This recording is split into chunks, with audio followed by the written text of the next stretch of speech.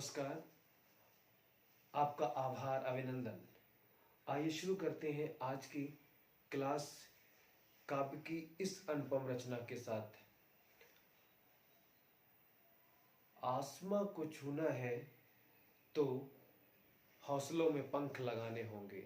आसमां को छूना है तो हौसलों में पंख लगाने होंगे।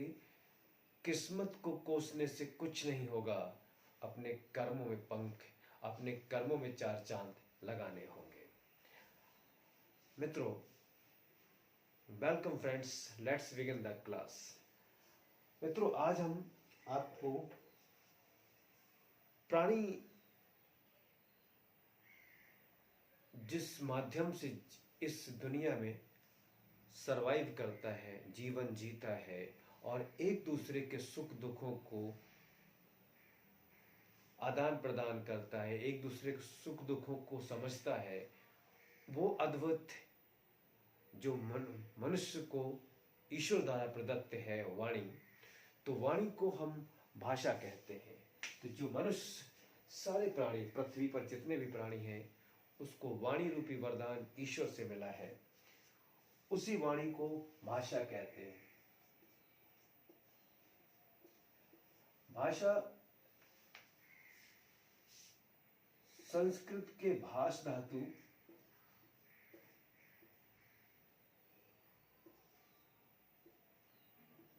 धातु से बना है और जिसका अर्थ है बोलना। भाषा शब्द संस्कृत की भाष धातु से बना है जिसका अर्थ है बोलना। इंग्लिश में लैंग्वेज लैटिन भाषा के लिंग्वा शब्द से बना है और जिसका लिंग्वा का मतलब होता है स्पीक, बोलना।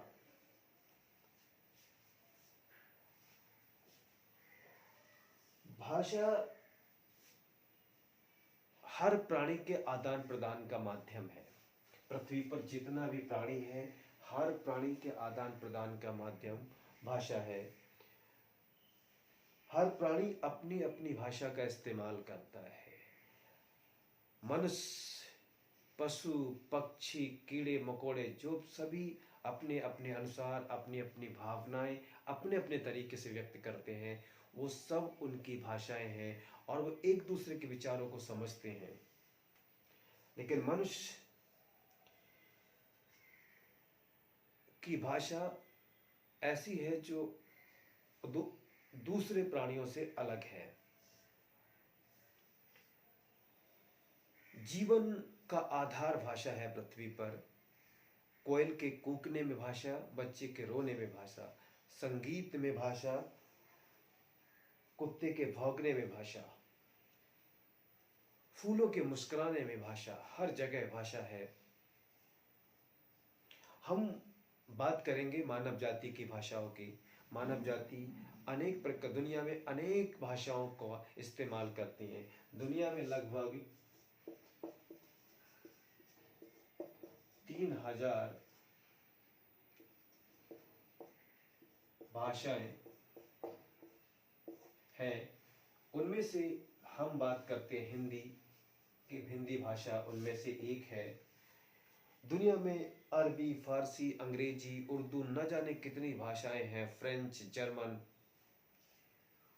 उनमें से हमारी एक भाषा है हिंदी। भारत में ही असंख्य भाषाएं बोली जाती हैं। अलग अलग प्रदेशों में, अलग अलग क्षेत्रों में अलग अलग भाषाएं, अलग अलग संस्कृति, अलग अलग विभिन्नताएं हैं। हमारे देश में भाषाओं की विभिन्नताएं हैं, सांस्कृतिक विभिन्नताएं हैं। भारत में 6 शास्त्रीय भाषाएं हैं। भारत में लगभग 6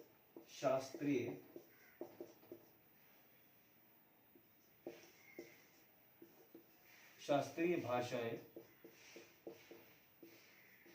हैं। उसमें से तमिल,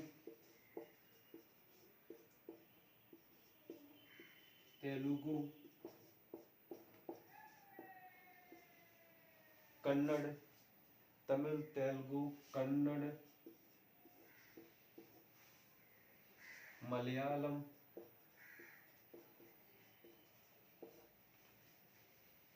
ओडिया, उसमें से ओडिया नवीनतम है और हमारी तमिल सबसे प्राचीन शास्त्रीय भाषा है, प्राचीन भाषा। तमिल प्राचीन शास्त्रीय भाषा है, तमिल, और ओडिया भाषा नवीन शास्त्रीय भाषा है। हमारे संविधान में भारत की लगभग नहीं, पूरी तरीके से लगभग नहीं, बिल्कुल सही फैक्ट है, 22 भाषाएं हैं, 22 भाषाएं संविधान में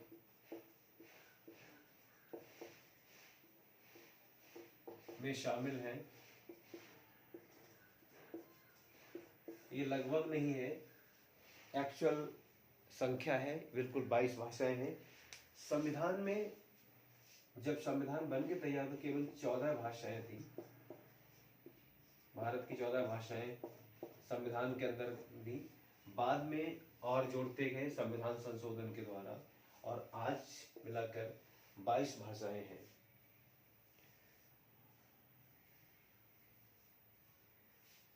आठवीं अनुसूची में, संविधान की 8वीं अनुसूची में हिंदी भाषा के बारे में दिया गया है, हिंदी भाषा, और 343 अनुच्छेद संघ की राजभाषा हिंदी और उसकी लिपि देवनागरी होगी। भाषा के प्रकार,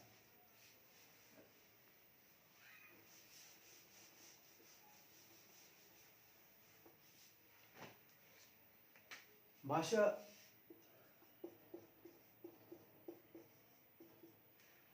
के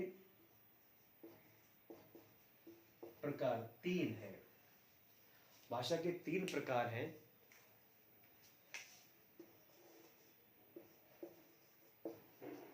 मौखिक, लिखित और सांकेतिक। मौखिक में जैसे आपका भाषण, लिखित में पत्र, और सांकेतिक में सांकेतिक चिन्ह होते हैं, इस तरह से ये सांकेतिक चिन्ह होते हैं, इसको सांकेतिक भाषा कहते हैं। तो भाषा 3 प्रकार की होती है।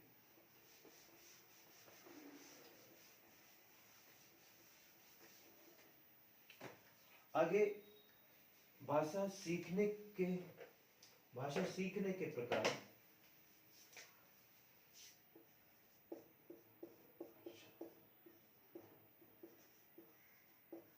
भाषा सीखने के प्रकार।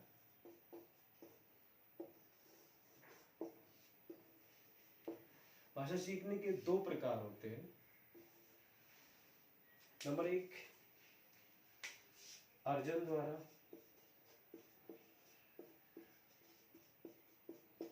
नंबर 2 अधिगम द्वारा। अधिगम का मतलब होता है लर्निंग, और अर्जन का मतलब होता है एक्वायरिंग। अर्जन का मतलब एक्वायरिंग।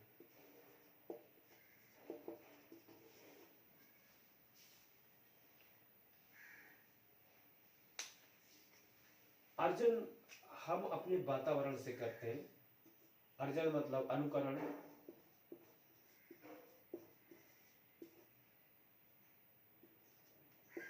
इसमें हम अपना पड़ोस, अपना परिवार से भाषा सीखते हैं। जैसा परिवार में, पड़ोस में लोग बोलते हैं, उसी माहौल, उसी वातावरण में हम रहते हैं, उनके शब्दों को सुनकर और बोलना शुरू करते हैं। तो भाषा अर्जन के द्वारा। और अधिगम स्कूल में होता है, एक सिस्टम के तरह स्टेप बाय स्टेप क्लास में। भाषा अधिगम के द्वारा सीखने का मतलब है उसका व्याकरण सीखना। अर्जन में व्याकरण नहीं होता, केवल हम बोलना और समझना सीखते हैं। यहाँ केवल हम अपने आजीविका उपार्जन के लिए अपनी बात को रख सकते हैं, तो वो अर्जन से हम इतना सीख सकते। लेकिन अधिगम द्वारा हम स्कूल में उसके व्याकरण, भाषा को जानेंगे। किसी शब्द का अर्थ, शब्द का प्रयोग, शब्द का शुद्ध उच्चारण क्या है, उसकी उत्पत्ति कहाँ से हुई है, पूरा एक सिस्टम के माध्यम से जानेंगे। वो अधिगम कहलाता है, लर्निंग। और एक्वायरिंग हम अपने पड़ोस, अपने घर में, और उसके द्वारा हम केवल भाषा को समझना और बोलना सीखते हैं। ये जीविका उपार्जन के लिए हम कुछ चीज़ों को मांगना चाहते हैं तो मांग सकते हैं। कुछ लोग जब एक प्रदेश या एक भाषा से दूसरी भाषाओं में जाते, भाषा के क्षेत्र में जाते हैं, तो उन्हें अधिगम हो ना हो, लेकिन अर्जन के द्वारा वो शब्दों को समझना, बोलना और अपनी बात को कहना शुरू करते हैं। अब हम आपको बताते हैं भाषा सीखने के चरण कि कोई जब इस पृथ्वी पर आता है, कोई भी प्राणी, इंसान, इंसानों की भाषा, पशु पक्षियों की भाषा, तो वो उसके सीखने का प्रारंभ कहाँ से होता है, विकास कहाँ से होता है। तो भाषा सीखने का प्रारंभ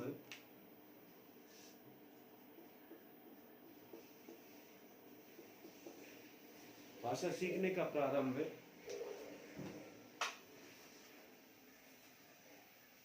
भाषा सीखने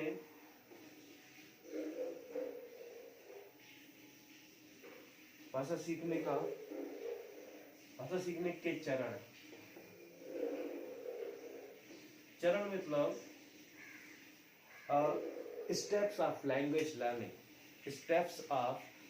लर्निंग। सबसे पहले मान लीजिए एक बच्चा है, वो अपने परिवार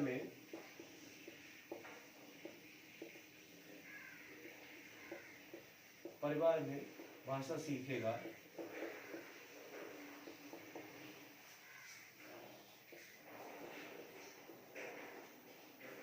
तो सीखेगा तो कैसे सीखेगा?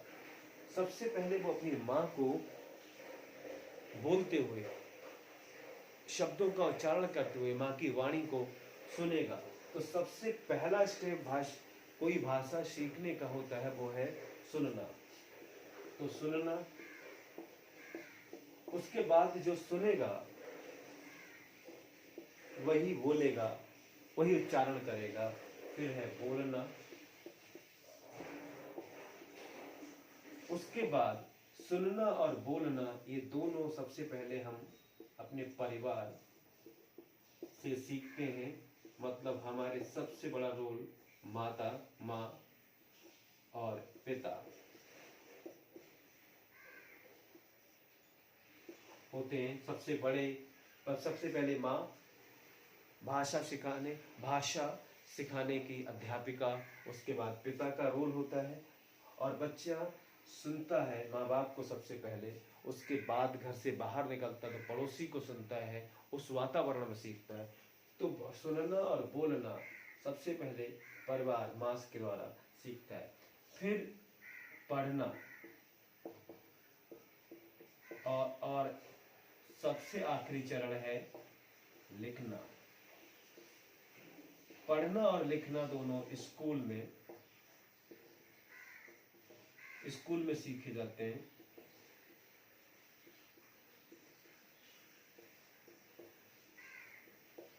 स्कूल इन द सेंस एक ऐसा अध्यापक, ऐसा व्यक्ति जो व्याकरण के द्वारा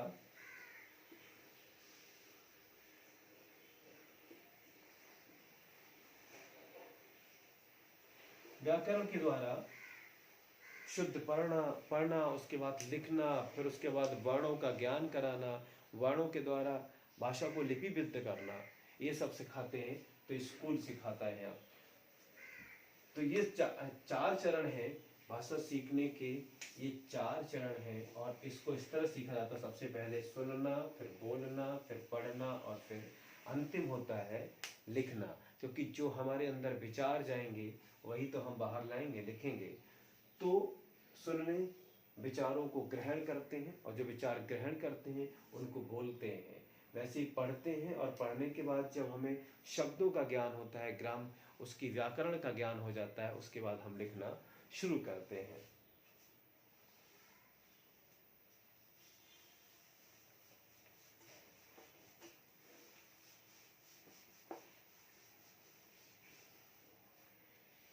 भाषा संबंधित कुछ अन्य महत्वपूर्ण बातें हम आपको बताते हैं। सबसे पहली बात, जो भाषा है ये पैतृक नहीं है।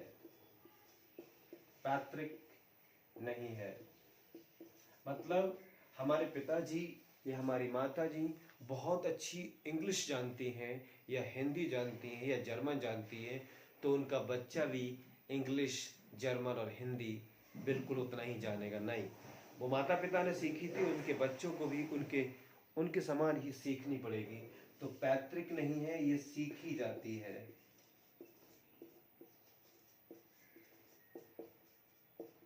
तो भाषा पैतृक नहीं, सीखी जाती है और ये परिवर्तनशील है। भाषा परिवर्तनशील है। भाषा परिवर्तनशील है। भाषा का मौखिक रूप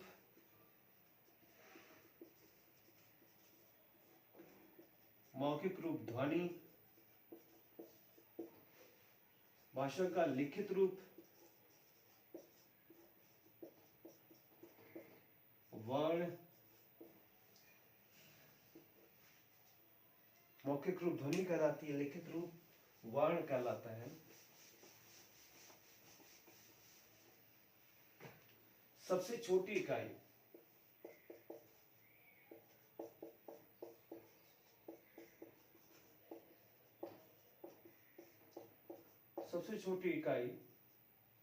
वर्ण भाषा की, लेकिन अर्थ की सबसे छोटी इकाई शब्द कहलाती है, क्योंकि अर्थ शब्द देता है। तो अर्थ की सबसे छोटी इकाई शब्द है और भाषा की सबसे छोटी इकाई वर्ण है। हम आपको बताएं कि हमारी हिंदी भाषा की जो वर्णमाला है, जो हिंदी भाषा का जो लिपिबद्ध करते हैं, वो अक्षरात्मक है। अक्षर और वर्ण में अंतर होता है। इंग्लिश जो भाषा है वह वर्णात्मक है, हिंदी है वो अक्षरात्मक है। अक्षर और वर्ण में क्या अंतर होता है हम आपको बताते हैं। एक शब्द लेते हैं राम। इस राम में रा और मा ये 2 अक्षर हैं।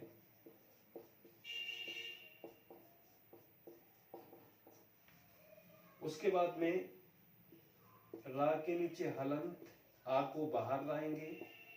उसके बाद माँ के में छिपा हुआ आ।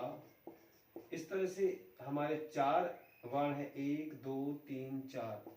तो 4 वर्ण हैं इसमें। इस राम शब्द में 2 अक्षर हैं और 4 वर्ण हैं। मतलब सीधा है, अक्षर का मतलब होता है सिलबल, मीन्स इसमें वर्ण और स्वर, इसमें व्यंजन और स्वर दोनों मिले रहते हैं। जो अक्षर है उसमें स्वर और व्यंजन साथ में रहते हैं, उसे अक्षर कहते हैं।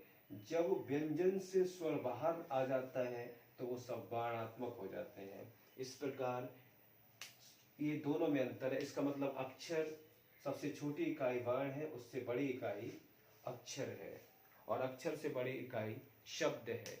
तो इस प्रकार जो भाषा है, भाषा का जो लिखित रूप जब शुरू होता है, जब हम मौखिक ध्वनि उच्चारित करते हैं, फिर हम उसको लिखते वर्ण हैं। वर्ण से बड़ी इकाई हमारी अक्षर है, अक्षर से बड़ा बड़ा शब्द है, और शब्द से फिर वाक्य बनता है। इस प्रकार भाषा अपना रूप लेती जाती है। आज के ये प्रथम क्लास में भाषा का परिचय हमने दिया।